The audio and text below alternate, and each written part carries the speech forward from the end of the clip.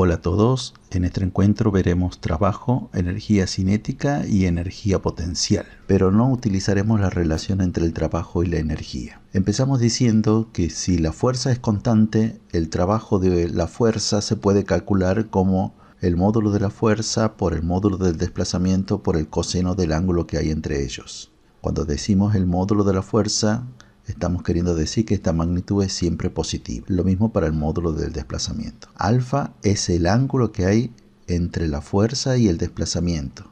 Dicho ángulo solo puede variar entre 0 y 180 grados. No puede ser un ángulo negativo ni mayor que 180 grados. Debemos recordar algunos valores típicos del coseno. El coseno de 0 es 1, el coseno de 90 es 0, el coseno de 180 grados es menos 1. La unidad del trabajo será la unidad de la fuerza, que en el sistema internacional es Newton, por la unidad del desplazamiento, que es metro. Esto nos da por resultado una unidad llamada Joule, que se simboliza con una letra J mayúscula. Si en cambio la fuerza no es constante, de alguna manera nos deben indicar cómo cambia esta fuerza. Una de esas maneras más frecuentes es que nos den una gráfica de cómo varía esa fuerza con la posición. El trabajo de esta fuerza va a ser numéricamente igual al área bajo la curva. Recordemos que al igual que en el impulso, el área está limitada por el eje horizontal, en este caso es el eje de la posición, verticales que pasan por la posición inicial y por la posición final y por la gráfica de la función misma. También vamos a usar muchas veces el trabajo neto, trabajo resultante, trabajo total. Puede tener distintos nombres. En general utilizamos dos de estas acepciones. Podemos tomar al trabajo neto como el trabajo de la fuerza resultante, siendo la fuerza resultante la suma de todas las fuerzas, o podemos ver al trabajo neto como la suma de los trabajos de las distintas fuerzas. Una de las energías más frecuentes en este tipo de problemas es la energía cinética, que es una energía relacionada con el movimiento del cuerpo y se define como un medio de la masa por la velocidad al cuadrado. Es una magnitud escalar que se define en un instante dado. La unidad de la energía cinética, al igual que la unidad de cualquier energía, es el joule. Por otro lado tenemos la energía potencial, que se define como el producto entre la masa, la aceleración de la gravedad y la altura. Es importante remarcar que la altura se puede medir desde distintos niveles, pero una vez elegido un nivel de referencia, por encima de ese nivel, la altura debe ser considerada positiva y por debajo de ese nivel, la altura debe ser considerada negativa. La última definición que veremos en esta síntesis es la de energía mecánica, que se define simplemente como la suma entre la energía cinética y la energía potencial. Problema número 2. En el gráfico adjunto se representa la velocidad de un móvil de 20 kilogramos en función del tiempo. Determina el trabajo que realiza la fuerza resultante para las distintas etapas de su movimiento. Primero que nada distinguimos las distintas etapas del movimiento. La primera etapa va entre 0 y 3 segundos. En cada una de las etapas se hará lo mismo. Se utilizará la definición de trabajo cuando la fuerza es constante, o sea, el producto entre la fuerza, el desplazamiento y el coseno del ángulo. El proceso es exactamente el mismo, por lo cual lo haremos bastante rápido. Para calcular la fuerza, basándonos en los datos del problema, primero debemos calcular la aceleración. Recordemos que la aceleración es el cociente entre la variación de la velocidad y la variación del tiempo correspondiente. Para el primer intervalo, la velocidad final son 6 metros por segundo y la velocidad inicial es 0. El tiempo final son los 3 segundos y el tiempo inicial es 0. El cociente nos da una aceleración de 2 metros por segundo cuadrado. Utilizamos la segunda ley de Newton y con ello calculamos la fuerza resultante, que nos da de 40 Newton. Utilizamos cinemática. Con el gráfico sabemos que es un movimiento rectilíneo uniformemente variado. La velocidad inicial del gráfico en el primer intervalo es 0. La aceleración ya la calculamos. El intervalo de tiempo para el primer intervalo es de 3 segundos. Reemplazamos por los valores y obtenemos un desplazamiento de 9 metros. Ahora sí podemos utilizar la definición de trabajo como el producto entre la fuerza, el desplazamiento y el coseno del ángulo. Como la fuerza y el desplazamiento tienen el mismo signo,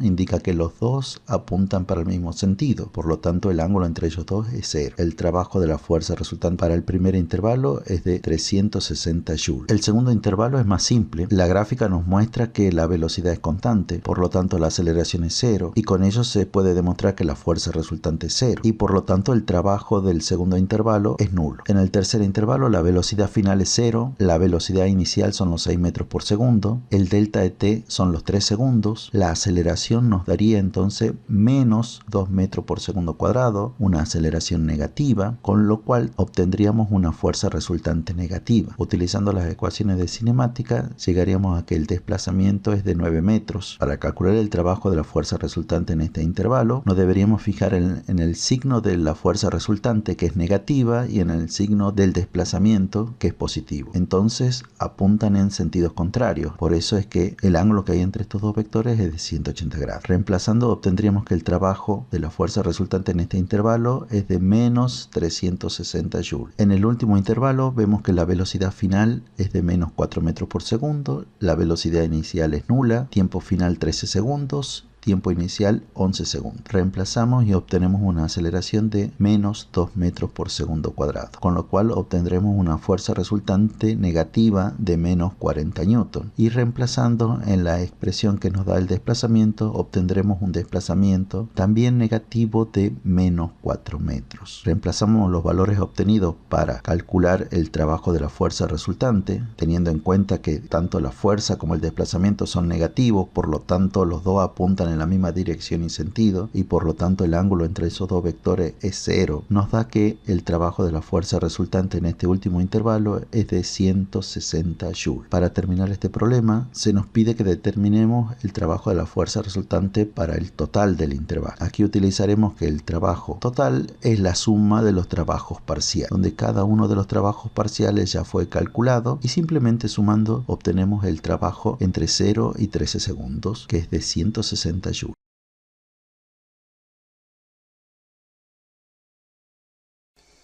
Problema 4. Sobre una partícula actúa una fuerza resultante Fx en la dirección del eje X que varía con la posición como se muestra en la figura. Determina el trabajo realizado por esta fuerza al mover la partícula. En el punto A nos piden desde 0 hasta 10 metros y en el punto B nos piden desde 0 hasta 14 metros. Si nos fijamos en el gráfico, vemos que la fuerza entre 0 y 10 metros no es una fuerza constante. Por lo tanto, tendremos que emplear que el trabajo de una fuerza es igual al área bajo la curva cuando tenemos la gráfica de cómo varía esta fuerza con la posición. El área entre 0 y 10 la podemos dividir por un lado en un rectángulo y en un triángulo. El área son fácilmente calculables, la del rectángulo base por altura, la del triángulo base por altura sobre 2, reemplazamos por los valores y obtenemos 750 joules para el trabajo de la fuerza resultante entre 0 y 10 segundos. El trabajo entre 0 y 14 segundos, primero que nada lo podemos dividir entre el trabajo entre 0 y 10, que será el área entre 0 y 10, más el trabajo entre 10 y 14, que será el área entre 10 y 14. Pero el área entre 0 y 10 ya la tenemos, ya lo calculamos en el punto anterior. Y el área entre 0 y 14 es el área de un triángulo. Reemplazamos por los valores teniendo en cuenta que la fuerza es negativa y entonces obtenemos que el trabajo entre 0 y 14 es de 650 joules. Problema número 6. Una señora empuja el cochecito en el que lleva a su hijo con una fuerza F que forma un ángulo de 30 grados por debajo de la horizontal. La masa del cochecito con el niño es de 25 kilogramos y este realiza un movimiento rectilíneo uniforme sobre una superficie horizontal rugosa, siendo la fuerza de roce dinámica de 39 newtons. Realizar un diagrama de cuerpo libre y dibuja el vector de desplazamiento. En este tipo de problemas muchas veces es importante hacer un dibujo para entender la situación, pero en realidad el problema nos pide el diagrama de cuerpo libre. Con el dibujo nosotros indicamos para dónde se mueve el cuerpo y cómo actúan las fuerzas. En nuestro diagrama de cuerpo libre sintetizamos todo el dibujo y las fuerzas actuantes, que serán el peso, la normal, la fuerza que le hace la señora al cochecito y la fuerza de roce siempre paralela a la superficie sobre la cual el cuerpo se desplaza. El problema nos pide también dibujar el desplazamiento. Siempre lo dibujaremos con otro color y si tenemos una sola lapicera lo dibujamos con línea de trazo para indicar que no es una fuerza, es algo distinto. En este instante es importante señalar el ángulo que hay entre el desplazamiento y cada una de las fuerzas. Entre la normal y el desplazamiento el ángulo es 90 grados, lo mismo que el ángulo entre el peso y el desplazamiento. El ángulo entre la fuerza y el desplazamiento es de 30 grados y el ángulo entre la fuerza de roce y el desplazamiento 180 grados. El problema nos dice que el cuerpo tiene movimiento rectilíneo uniforme, lo cual implica que la velocidad es constante, lo cual implica que la aceleración es cero y lo cual implica que la fuerza resultante es nula. Entonces, podemos emplear que el trabajo neto es el trabajo de la fuerza resultante, que por lo dicho anteriormente es nula, por lo tanto el trabajo neto en esta situación es 0. El punto C nos pide determinar el trabajo de cada una de estas fuerzas. El trabajo del peso es 0 porque el ángulo que hay entre el peso y el desplazamiento es 90 grados. Lo mismo para el trabajo de la normal. El trabajo de la fuerza de roce lo podemos calcular utilizando la definición y nos da de menos 390 joules. Para calcular el trabajo de la fuerza F emplearemos que el trabajo neto es la suma de los trabajos de todas las fuerzas y simplemente despejando obtendremos que el trabajo de la fuerza F es de 390 joules. El último punto nos pide determinar el valor de la fuerza F, pero nosotros ya sabemos en este momento cuánto vale el trabajo de la fuerza. Empleando que el trabajo de la fuerza es el módulo de la fuerza por el desplazamiento por el coseno del ángulo entre la fuerza y el desplazamiento, encontramos que la fuerza tiene un módulo de 45 newton. Problema número 14. Un niño deja caer un juguete de 200 gramos desde el balcón de su departamento, ubicado a 10 metros respecto del suelo. Una vecina, ubicado a 6 metros por debajo del balcón del niño, ve pasar al juguete. Determina la energía potencial del juguete respecto del suelo en el momento inicial y cuando lo ve la vecina. ¿Cuál es la variación de la energía potencial gravitatoria del juguete entre estos dos puntos? Como siempre, nos conviene hacer un esquema donde está el edificio, el balcón correspondiente al niño, el balcón correspondiente a la vecina, los datos que nos dice el problema, los 10 metros que es la altura a la cual se encuentra el departamento del niño, los 6 metros debajo de él se encuentra el departamento de la vecina. Ahora sí, con estos datos ya podemos calcular la energía potencial. La formulita es masa por aceleración de la gravedad por altura. Recordemos que la altura se mide desde un nivel arbitrario, desde el cual la altura es 0, pero siempre por encima de ese nivel la altura debe ser positiva y por debajo de ese nivel la altura será negativa. La energía potencial del juguete en el punto A corresponderá a la altura A, que es de 10 metros. Reemplazando nos da una energía potencial de 19,6 joules. La energía potencial del juguete en el punto B se obtendrá con la altura del juguete en el punto B, que es de 4 metros. Esos 4 metros se obtuvieron restando a la altura que tenía el balcón del niño los 6 metros por debajo del cual se encuentra el balcón de la vecina. La variación de la energía potencial es simplemente la energía potencial final menos la energía potencial inicial, que nos da de menos 11,76 joules. El punto B nos pide cambiar el sistema de referencia. Ahora el lugar desde el cual medimos altura, el lugar desde el cual la altura deberá ser considerada 0 es el balcón del niño. Entonces la altura del juguete en el punto A es 0 y la altura del juguete en el punto B es de menos 4 metros. Reemplazando HA y HB por los nuevos valores, obtendremos la energía potencial del juguete en el punto A y en el punto B, que vemos que son distintos a los obtenidos en el punto anterior. Sin embargo, la variación de la energía potencial, que es la energía potencial final menos la energía potencial inicial, es la misma. Y esta es la conclusión que debemos hacer en este punto, que si bien las energías potenciales dependen del nivel de referencia elegido, la variación de energía potencial es independiente del nivel de referencia elegido. El punto C nos pide calcular el trabajo realizado por la fuerza peso al ir desde el balcón del niño a la vecina. Y para esto emplearemos que el trabajo del peso es menos la variación de la energía potencial gravitatoria, o sea, es menos 11,76 joules, que nos dará de 11,76 joules para el trabajo del peso. Problema número 17. Un esquiador de 80 kilogramos se desliza por una colina hacia abajo. La velocidad del esquiador es de 6 metros por segundo cuando la altura es de 30 metros medida desde la base de la colina. El esquiador no se impulsa con los bastones. Punto A. Determina la energía mecánica del esquiador a los 30 metros de altura.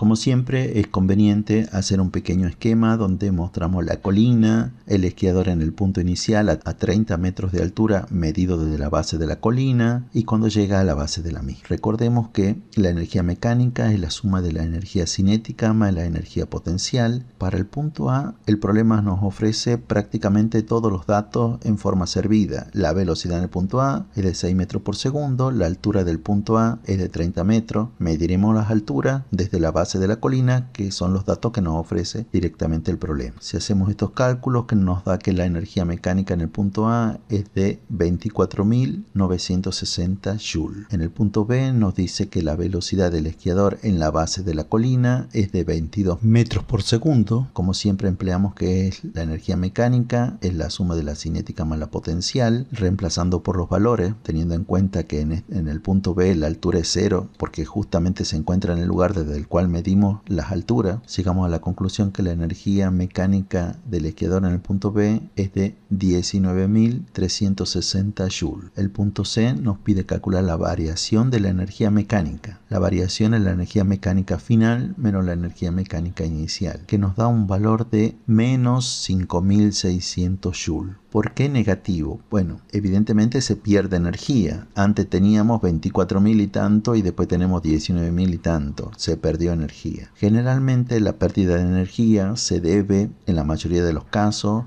a alguna fuerza de roce que transforma esa energía mecánica en calor. Espero que este video haya sido de utilidad para todos ustedes. Nos vemos en la próxima.